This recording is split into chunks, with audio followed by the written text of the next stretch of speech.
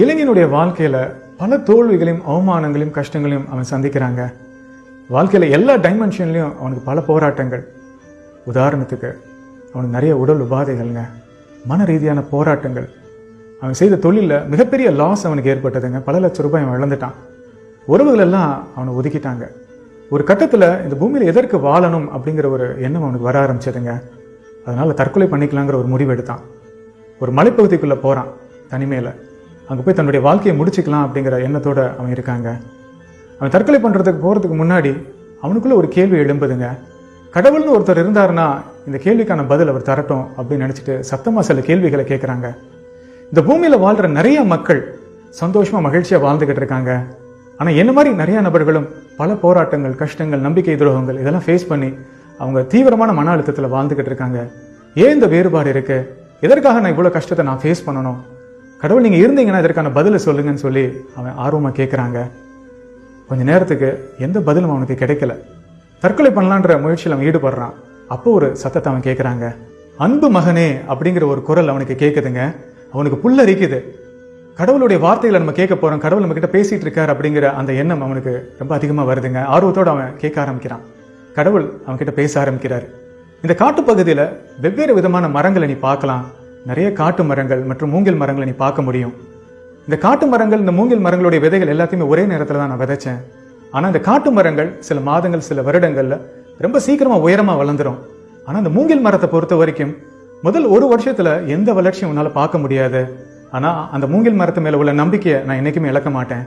2வது வருஷமும் எந்த வளர்ச்சியும் இருக்காது. 3வது வருஷம் அதே மாதிரி தான். எந்த வளர்ச்சியும் அந்த மூங்கில் மரத்தில் உன்னால் பார்க்க முடியாது. ஆனால் அது மேலே உள்ள நம்பிக்கை நான் இழக்கவே மாட்டேன். 4வது வருஷமும் அந்த மூங்கில் மரத்தில் எந்த வளர்ச்சியும் இருக்காது. 5வது வருஷம் அந்த மூங்கில் மரத்தில் சிறிய வளர்ச்சி நீ பார்க்க ஆரம்ப. ஆனால் அடுத்த 6 மாசத்துல அந்த மூங்கில் மரம் 100 அடிக்கு வளரும். அதுதான் அதனுடைய தனித்துவம். அப்போ அந்த 5 வருஷம் அந்த மூங்கில் மரம் என்ன பண்ணிட்டு இருந்ததுன்ற கேள்வி எல்லாருக்கும் வரும். அந்த 5 வருஷம் அந்த மூங்கில் மரம் அதனுடைய வேர்களை அது பலப்படுத்திக்கிட்டு இருந்தது.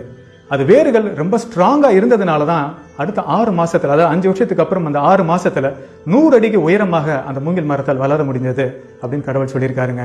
மனிதனுடைய வாழ்க்கையிலும் துன்பங்களும், துயரங்களும், அவமானங்களும், நம்பிக்கை துரோகங்களும் வரும்போது அந்த மூங்கில் மரத்தை நினைவு கூறணும்.